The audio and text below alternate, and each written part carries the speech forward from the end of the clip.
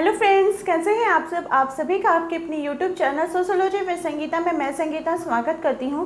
और इस चैनल के माध्यम से हम लोग सोशियोलॉजी के कम्पिटिटिव एग्जाम के प्रिपरेशन करते हैं, जिसके अंतर्गत आपको यूट्यूब पे डेली 2 क्लासेस मिलती हैं। मॉर्निंग के 8 बजे के क्लास में हम लोग कवर कर रहे हैं झारखंड माध्यमिक आचार्य के सोशियोलॉजी के सिलेबस को, जहाँ पे आप लोगों को यूनिट वाइज आपका सिलेबस को कंप्लीट करवाया जा रहा है। और रात के 8 बजे कवर कर रहे हैं बीपीएससी टीआरई 4.2 के सोशियोलॉजी के सिलेबस को, जहाँ पे हम लोग एनसीईआरटी सीरीज़ को कर रहे हैं।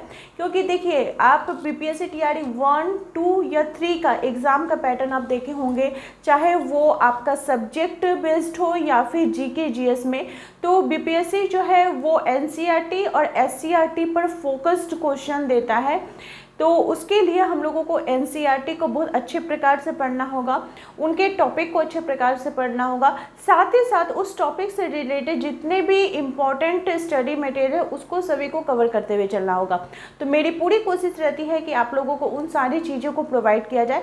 साथ ही साथ वैसे स्टूडेंट्स जो पेड ग्रुप से जुड़ना चाहते हैं, पेड ग्रुप में आपको सोशियोलॉजी से रिलेटेड जो कंप्लीट स्टडी मटेरियल्स है वो सभी प्रोवाइड किए जाएंगे। तो उस पेड ग्रुप से ज्वाइन होने के लिए आपको क्या करना होगा कि इस नंबर पे कांटेक्ट करके 7870421839 पे आपको कांटेक्ट करना होगा, जिसमें आपको बीपीएससी टीआरई 4.0 के पेड क्लास में ज्वाइन करवाया जाएगा।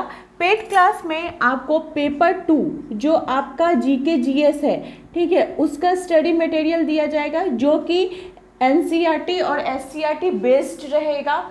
प्लस टॉपिक वाइज भी आपको मिलेगा, चैप्टर वाइज भी एमसीक्यू मिलेगा। और पेपर 3 जो आपका सोशियोलॉजी है, जो 80 मार्क्स का है, वो आपको कंप्लीट स्टडी मटेरियल मिलेगा, प्लस एक्स्ट्रा मटेरियल भी मिलेगा। एक्स्ट्रा मटेरियल इसलिए मैं बोल रही हूँ क्योंकि देखिए, कोई भी एग्ज़ाम का अगर आप पैटर्न ले लें, कोई भी एग्ज़ाम आप बीपीएससी का ही ले लीजिए, यूपी का ले लीजिए, झारखंड में ले लीजिए, राजस्थान में ले लीजिए, तो हर एक एग्ज़ाम में आपको 10 से 15 क्वेश्चन जो है वो आउट ऑफ सिलेबस देखने को मिलेंगे, जिसके अंतर्गत आपको महत्वपूर्ण कथन, बुक और ऑथर्स नेम, सिद्धांत और सिद्धांत कार्ड, तो इस टाइप के क्वेश्चंस को भी आपको पढ़ना पड़ेगा, आपको उनको याद करना पड़ेगा। तो वो कंप्लीट मटेरियल्स आपको प्रोवाइड किए जाएंगे। प्लस जो भी स्टूडेंट बीपीएससी टीआरई 4.0 की तैयारी कर रहे हैं, जिस दिन आप लोगों का नोटिफिकेशन आएगा, ठीक है, कि हाँ आज से हम बीपीएससी टीआरई 4.0 का फॉर्म फिलअप स्टार्ट हो गया है, उस दिन से आप लोगों को टेलीग्राम पर ऐड कर दिया जाएगा। जो भी पेड क्लास का स्टूडेंट है, वहाँ पे आप लोगों को प्रीवियस ईयर का क्वेश्चंस सोशियोलॉजी का, चाहे वो किसी भी एग्जाम का, उसका प्रैक्टिस करवाया जाएगा। प्लस आपको टॉपिक वाइज दिया जाएगा, ठीक है। डेली आप लोगों का टेस्ट होगा, एक टाइमिंग फिक्स कर दिया जाएगा, ताकि अभी आप थ्योरीज को पढ़ रहे हैं उसको पढ़ते हुए चलिए, प्लस टेलीग्राम पर आकर आप प्रैक्टिस कीजिए। इससे क्या होगा कि आपका पता चलेगा कि आपकी तैयारी कैसे चल रही है, और जो सदस्य जुड़े हुए हैं, जो भी कैंडिडेट जुड़े हुए हैं, उनके साथ आपका किस प्रकार का कंपटीशन है। ये टेलीग्राम पे जो टेस्ट रहेगा, ये पेड क्लास का स्टूडेंट के लिए बिल्कुल ही फ्री रहेगा। मंडे टू सैटरडे आप लोगों का टेस्ट रहेगा, संडे ऑफ रहेगा। तो आप लोग जरूर इस चीज़ का लाभ उठाएं, क्योंकि इस आपको थ्योरी के साथ साथ मॉक टेस्ट, क्वेश्चन प्रैक्टिस आपको देखने को मिलेगा। जैसा कि आप लोगों को बताइए कि आप लोगों का एग्ज़ाम का डेट जो है वो दिसंबर में अनाउंस्ड हो ही गया है। तो चलिए आज के क्लास को स्टार्ट करते हैं। हम लोग एनसीईआरटी सीरीज़ कर रहे हैं। एनसीईआरटी के अंतर्गत क्लास 11 का जो कक्षा 11 का भाग 1 है, उसके अंतर्गत हम लोगों ने समाजशास्त्र एवं समाजशास्त्र में प्रयुक्त शब्दावली, संकल्पनाएं एवं उनका उपयोग देखे हैं। 3rd चैप्टर है सामाजिक संस्थाओं को समझना। 4th है संस्कृति तथा समाजीकरण। और आज का जो हमारा टॉपिक है वो है समाजशास्त्र अनुसंधान पद्धतियाँ। ये चैप्टर नंबर 5 है, जिसके अंतर्गत हम लोगों ने कौन कौन से टॉपिक को कवर किया उसको भी हम लोग देख लेते हैं। अब कल के क्लास में, अगर आज का क्लास ये कंप्लीट हो जाने के बाद, कल हम लोग पूरा कक्षा 11 भाग 1 का जितना भी ऑब्जेक्टिव है उसको कवर कर लेंगे। तो इससे क्या होगा, आप लोगों का दोनों ही चीज़ का, थ्योरी का प्लस आप लोगों का इसका प्रैक्टिस हो जाएगा। तो हम लोगों ने क्या क्या देखा था कि अनुसंधान का परिचय जानने का कोशिश किया थी। अनुसंधान का परिचय है क्या, इसकी विभिन्न परिभाषाओं के माध्यम से अनुसंधान की प्रकृति क्या है, इसके विभिन्न चरणों को देखा था, क्योंकि चरण से रिलेटेड क्वेश्चन आपको एग्जाम में देखने को मिलेंगे। फिर वैज्ञानिक पद्धति क्या होती है, समाजशास्त्र में ऑब्जेक्टिविटी क्या है, उसकी विशेषता क्या है, उन सभी को हम लोगों ने देखा था। आज हम लोग देखेंगे कि समाजशास्त्र के अंतर्गत जो ऑब्जेक्टिविटी है यानी जो वस्तुनिष्ठता है उससे संबंधित समस्याओं को हम लोगों ने इसकी विशेषताओं को देखा, और विशेषताओं को जानने के बाद हम लोग क्या देखते हैं कि जो समाजशास्त्र में ऑब्जेक्टिविटी है ये भावनाओं से, पूर्वाग्रह से मुक्त होती है। ठीक है, इसमें वैज्ञानिक तथ्यों का संकलन किया जाता है, पक्षपात रहित, किसी का बिना पक्ष लिए हम कोई भी तथ्यों को संकलन करते हैं। ठीक है, ये किसका अध्ययन करता है, तो क्या है, कैसे है, क्यों है और क्या होगा, इसका अध्ययन करता है। समाजशास्त्र जो है क्या होना चाहिए इसका अध्ययन नहीं करता है। ठीक है, और ये जो भी रिजल्ट निकालता है वो कोशिश रहता है कि अधिक से अधिक वैज्ञानिकता लिए हो, निष्पक्षता लिए हो। तो ये सभी तो ऑब्जेक्टिविटी के जो विशेषताएं हैं वो हो गए। अब हम लोग देखते हैं कि समाजशास्त्र के अंदर जो वस्तुनिष्ठ है उससे संबंधित समस्याएं कौन कौन सी हैं। तो समाजशास्त्र अमूर्त जटिल घटनाओं या समस्याओं का अध्ययन करता है। सामाजिक घटनाओं की प्रकृति के कारण सामाजिक विज्ञान में वस्तुनिष्ठता रख पाना एक कठिन कार्य हो रहता है। क्या बोल रहा है, जो सामाजिक घटनाएं हैं, जो समाज के अंतर्गत घटित हो रहे से जो सामाजिक विज्ञान है उसमें ऑब्जेक्टिविटी रख पाना कठिन कार्य है। कैसे, तो इसलिए वस्तुनिष्ठता प्राप्त करने में बहुत सारे समस्याओं का भी हम लोग को सामना करना पड़ता है। तो वे समस्याएं कौन कौन सी हैं, समस्या के चयन में मूल्य द्वारा प्रभावित होना, बाह्य हितों द्वारा बाध्य उत्पन्न करना, सत्य को प्राप्त करने की कोई वस्तुनिष्ठ पद्धति नहीं हो सकती, अध्ययन की तटस्थता का अभाव, शीघ्र निर्णय की आवश्यकता, किसी एक कारक पर अधिक बल और त्रुटिपूर्ण अवलोकन, पक्षपातपूर्ण निर्देशन। तो ये सभी समस्याएं हम लोग देखने को हम लोग को मिलती है। ठीक है, तो ये सब किसके अंतर्गत, तो हमें अनुसंधान के अंतर्गत, सामाजिक अनुसंधान के अंतर्गत देखने को मिलती है। अब हम लोग देखते हैं नेक्स्ट जो हमारा टॉपिक है वो है व्यक्तिनिष्ठता। ठीक है, हम लोगों ने वस्तुनिष्ठता को पढ़ा, अब हम लोग पढ़ते हैं कि व्यक्तिनिष्ठता, व्यक्तिनिष्ठता क्या होती है।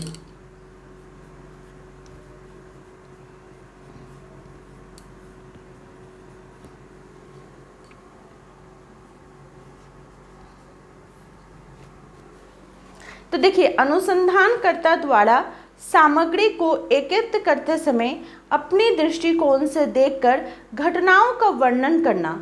जो अनुसंधान करता है, कोई भी सामग्री को जब वो एकत्र कर रहा है, जमा कर रहा है, तो अपने दृष्टिकोण से जब वो घटनाओं का वर्णन करता है तो वो क्या कहलाता है, व्यक्तिनिष्ठता कहलाता है। ठीक है, इस स्थिति में जो अवलोकन है वो पक्षपातपूर्ण होता है। अनुसंधानकर्ता घटना को उसके मौलिक स्वरूप में प्रस्तुत न करके उससे अपने व्यक्तिगत मनोभाव, विचारों व दृष्टिकोण का मिश्रण कर देता है, जो कि एक स्वाभाविक प्रवृत्ति है। इससे घटना का वास्तविक स्वरूप जो होता है वो छिप जाता है। हम लोग सोसाइटी के अंतर्गत भी देखते हैं कि एक छोटी सी घटना है, ठीक है, कोई भी छोटी सी घटना आप किसी के बारे में ही हुआ तो आप कोई एक व्यक्ति से बोले, फिर वो दूसरा व्यक्ति जो है वो तीसरा व्यक्ति से थोड़ा और बढ़ा चढ़ा के बोलेगा, फिर तीसरा व्यक्ति चौथे व्यक्ति को और थोड़ा बढ़ा चढ़ा के बोलेगा। तो एक जो छोटी सी घटना है वो देखिएगा कि आपको 2 दिन 3 दिन के बाद बहुत बड़ा रूप सुनने को मिलेगा कि वो ऐसा हुआ था, ऐसा हुआ था, पूरा मिर्च मसाला लगा के आपको समाज में सुनने को मिल जाएगा कि ऐसी घटना हुई थी। तो ये सब क्या हो जाता है कि व्यक्ति निष्ठता के कारण अपना विचार, अपना दृष्टिकोण, अपना मनोभाव उस चीज़ के अंतर्गत जोड़ देता है। इससे हमें अपनी सोच या तर्क की दिशा को परखने या पुनः परखने में भी सहायता मिलती है। इसकी विशेषताएं क्या हैं, तो व्यक्तिनिष्ठ अध्ययन में शोधकर्ता अपनी संस्कृति, धर्म, धारणाओं और विचारों से प्रभावित होकर घटनाओं का अवलोकन और अध्ययन करता है। इसमें वो घटना का अध्ययन मूल्य युक्त होकर करता है, अर्थात क्या अच्छा है, क्या बुरा है आदि का भी वर्णन और विश्लेषण करता है। वस्तुनिष्ठता से संबंधित समस्याएं, तो कौन कौन सी समस्याएं हमें देखने को मिलती हैं? तो पूर्वाग्रह की समस्या, न्याय दर्श में पक्षपात, दोषपूर्ण प्रश्नावली, ये सभी चीज़ें हमें देखने को मिलती हैं। किसके अंतर्गत? तो सामाजिक अनुसंधान के अंतर्गत जो व्यक्ति निष्ठता होती है उन सभी के अंतर्गत हमें देखने को मिलती है। अब हम लोग देखते हैं जो नेक्स्ट टॉपिक बोला गया है,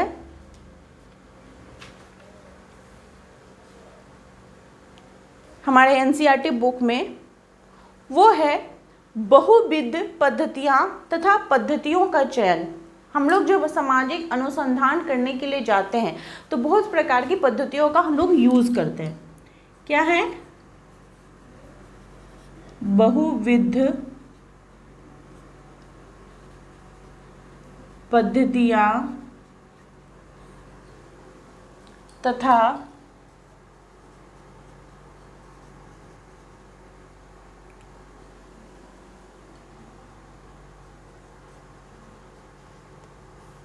पद्धतियों का चयन। ठीक है, बहुविध पद्धतियां तथा पद्धतियों का चयन, इसको हम लोग देखते हैं कि आखिर ये है क्या। तो देखिए, कोई भी प्रकार का जब हम अनुसंधान करते हैं तो अनुसंधान हम क्यों कर रहे हैं, रिसर्च हम क्यों कर रहे हैं? तो उस समस्या से संबंधित जो प्रश्न है उसको हल करने के लिए, उसको समस्या का चुनाव करने के लिए। ठीक है, तो उसके लिए हम बहुत प्रकार की विधियों का प्रयोग करते हैं, और वो विधियां जो रहती हैं या तो हमारे लिए बहुत ही ज़्यादा उपयोगी होती है या फिर न्यूनतम उपयोगी होती है।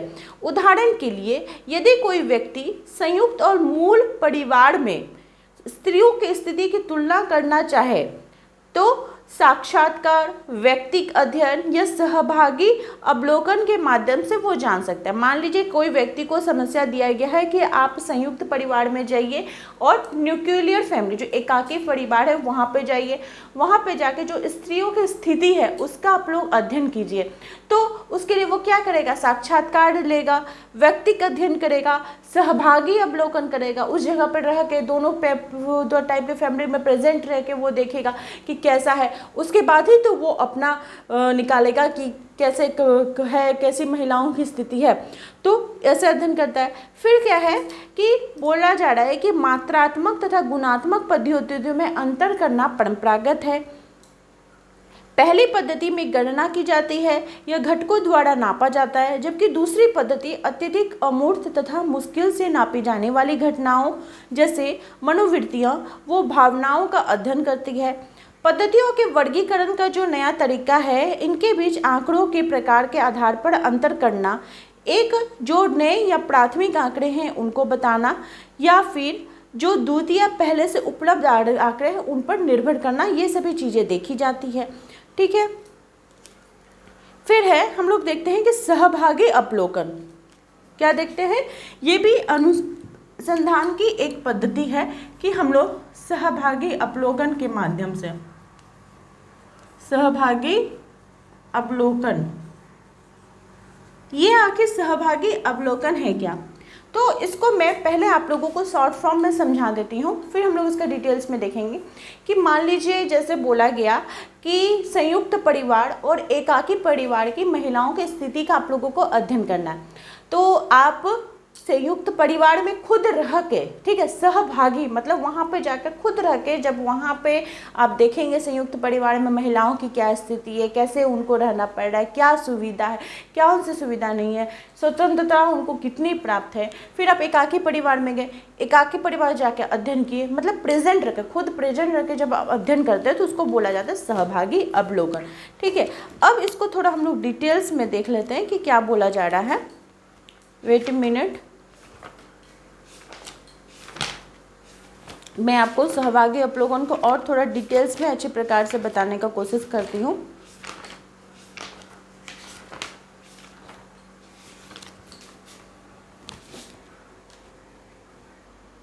तो देखिए, सहभागी अवलोकन जो मैं आप लोगों को यहाँ पे बता रही हूँ, इतना अगर आप लोग इसको अच्छे प्रकार से समझ लेते हैं तो इससे बाहर आपको कोई भी क्वेश्चन देखने को नहीं मिलेगा। तो सहभागी अवलोकन जो है ये सबसे पहले 1924 में, कब? तो 1924 में लिंडमैन ने, कौन? लिंडमैन लिंडमैन ने अपनी पुस्तक सोशल डिस्कवरी,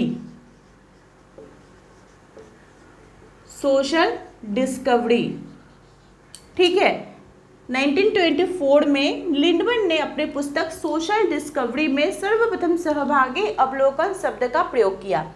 लिंडमैन ने सहभागी अवलोकन के बारे में बताया है कि सहभागी अवलोकन ये जो सिद्धांत है यह किसी घटना का हम जब पूरा करीब शुद्ध रूप में अध्ययन करते हैं, ठीक है, और कैसे अध्ययन करेंगे तो बाह्य रूप और आंतरिक रूप में उस समस्या का जिसका हमको अध्ययन करना है वहाँ पर प्रेजेंट लेके जब बाह्य और आंतरिक दृष्टिकोण से जब हम अध्ययन करते हैं तो उसको सहभागी अवलोकन करते हैं। सहभागी अवलोकन करने के लिए जो अवलोकन करता है उसे उस समूह अथवा समुदाय में जाकर रहना पड़ता है जिसकी सामाजिक घटनाओं का वो अध्ययन करना चाहता है, ठीक है। इतना तो आपको समझ में आ गया। अब हम लोग विभिन्न परिभाषाओं के माध्यम से भी देख लेते हैं। तो गुडे एवं हर्ट बोलते हैं कि इस कार्य प्रणाली को उस समय प्रयोग किया जाता है जब कि अनुसंधानकर्ता अपने को इस प्रकार छिपा लेता है कि वो समूह के एक सदस्य के रूप में स्वीकार कर लिया जाता है, ठीक है। पीवी यंग मतलब ऐसे अपने आप को छुपा ले, जैसे आपका एमएन श्रीनिवास ने भी जो संस्कृतिकरण की अवधारणा दी थी वो सहभागी अवलोकन के माध्यम से ही दी थी। मतलब वो पूरा घुल मिल जाते हैं, उस समाज के अंतर्गत घुल मिल के तभी उनको समस्याओं के बारे में जानकारी मिलेगी। पीवी यंग बोलते हैं कि अनियंत्रित अवलोकन का प्रयोग करने वाले सहभागी अवलोकनकर्ता साधारणतः उस समूह के जीवन में रहते हैं तथा भाग लेते हैं जिसका कि वो अध्ययन करना चाहते हैं, ठीक है। नेक्स्ट है कि अनेक समाज वैज्ञानिकों ने अपने अध्ययन में सहभागी अवलोकन विधि का प्रयोग किया है, जैसे जॉन हवर्ड ने कैदियों का, अब कैदियों का अध्ययन किया, जॉन हवर्ड करे कैदियों का अध्ययन, तो जेल में रहकर उनको देखना पड़ेगा कि कैसे अध्ययन हो रहा है। लिपले तथा बूथ ने श्रमिक परिवार को, मेलिनोवस्की ने क्या किया था, कहाँ पे जाके, तो ट्रोबियांडा द्वीप में जाकर जो अग्नोराट जनजाति थी उनका अध्ययन किया था। उसके लिए वो कहाँ गए थे, ट्रोबियांडा द्वीप गए थे मेलिनोवस्की, जो कूला विनिमय का सिद्धांत दिए, ठीक है, वस्तु विनिमय का सिद्धांत दिए। वो कैसे दिए, तो वो सहभागी अवलोकन के माध्यम से उस जगह वो प्रेजेंट रह के दिए। उसके बाद नेल्स एंडरसन ने होबो लोगों का और एवं वाइट लोग पर जो उनका सड़क का जीवन है व्यतीत करते हैं उसका अध्ययन किया, ठीक है। तो हम लोग क्या देखते हैं कि सहभागी अवलोकन के गुण कौन कौन से हैं, तो ये विस्तृत सूचनाएं देता है, सूक्ष्म एवं गहन अध्ययन करता है, प्रत्यक्ष अध्ययन करता है, वास्तविक व्यवहार का अध्ययन करता है, अधिक विश्वसनीयता लिए हुए होता है, संग्रहित जो सूचनाओं की सत्यापनशीलता करता है, सरल अध्ययन है, अध्ययनकर्ता की कुशलता में वृद्धि है, स्वयं अवलोकनकर्ता सामुदायिक जीवन का एक दर्पण है, इसके माध्यम से अध्ययन करता है। अब मान लीजिए सब चीज़ का किसी का पॉजिटिव है तो उसका कुछ निगेटिविटी भी तो है, तो क्या है कि सहभागी अवलोकन के क्या दोष एवं सीमाएं हैं उसको भी हम लोग देख लेंगे। तो यह पूर्ण सहभागिता संभव नहीं है, मतलब पूरा तरह से। आप मान लीजिए कि जैसे मेलिनोवस्की ट्रोबियांडा द्वीप में गए तो कितना दिन ही रहे होंगे, पूरा तो जीवन भर रह के वो तो अध्ययन नहीं किए हैं, कुछ समय रह के ही किए हैं, तो पूर्ण सहभागिता संभव नहीं है। उसके बाद व्यक्तिकता का अभाव हमें देखने को मिलता है। समूह का जो व्यवहार होता है उसमें भी परिवर्तन होता है, उस लोग के साथ भी होता है तो वो परिवर्तन भी होता है। बहुत ही खर्चीला प्रणाली भी है। सीमित क्षेत्र के अंतर्गत ही आपको अध्ययन करना होगा, बाहरी कोई चीज़ को आप देख नहीं सकते, उसका हेल्प नहीं ले सकते, तो सीमित क्षेत्र हो गया। फिर बहुत ही धीमा अध्ययन है, बहुत स्लो स्टडी होता है, ठीक है। साधारण तथ्य जो होते हैं, जो नॉर्मल तथ्य है वो छूट जाते हैं, आंखों से छूट जाते हैं। आप अपने ही खुद से ही देखिए ना कि जब आप एनसीईआरटी का बुक पढ़े होंगे तो आप लाइन को पढ़ के ही निकल जाएंगे, ठीक है, वो चीज़ आपको दिमाग में आई ही नहीं। लेकिन जब कोई टीचर उसको फिर आपको पढ़ के सुनाए तो आपको लगेगा कि अरे ये लाइन तो मैं हमसे छूट गया, हम लोग तो इसको पढ़े ही नहीं, ठीक है। तो धीमा अध्ययन होता है, तथ्य छूट जाते हैं, आलेखन की समस्या हमें देखने को मिलती है और भूमिका सामंजस्य में भी कठिनाई होती है। मान लीजिए कोई नॉर्मल आदमी है, उसको अगर जनजाति आदिवासी समूह का अध्ययन करना होगा, आदिवासी का रहन सहन, खान पान, वस्त्र भूषा, तो वो सब चीज़ को उसको अपनाने में भी दिक्कत होगी, उसकी भाषा भी अलग होगी और जिस जगह पे गया है वहाँ के लोग भी इसको नहीं अपना सकेंगे, तो सामंजस्य में भी कमी होती है। हमें ये सभी चीज़ें भी हमें देखने को मिलती हैं किसके अंतर्गत, तो सहभागी अवलोकन के अंतर्गत। तो सहभागी आगे अवलोकन से जो भी मैंने आपको इसमें बताया कि कौन कौन इम्पॉर्टेंट है, सबसे पहले किसने किया तो लिंडमैन ने किया, कौन सी पुस्तक तो सोशल डिस्कवरी में, कब किए तो 1924 में। ये चीज़ को याद रखिएगा क्योंकि इससे रिलेटेड जो आपको क्वेश्चन है वो एग्ज़ाम में देखने को मिलेंगे। तो आई होप आप लोगों को आज की क्लास हेल्पफुल लगी होगी। इसी प्रकार से आप लोग चैनल के साथ बने रहिए और कल का क्लास आप लोगों के लिए बहुत ही ज़्यादा इम्पॉर्टेंट होने वाला है, क्योंकि कल मैं आप लोगों को कक्षा 11 की उसमें 5 चैप्टर है, भाग 1 में 5 चैप्टर का आप लोगों को एमसीक्यू का प्रैक्टिस करवाने वाली हूँ। ठीक है, क्लास थोड़ा लंबा होगा लेकिन फिर भी आप लोग उसके लिए रेडी होकर रखिएगा। और इसी प्रकार से आप लोग चैनल के साथ बने रहिए। आप सभी का मेरे चैनल में बने रहने के लिए बहुत बहुत धन्यवाद।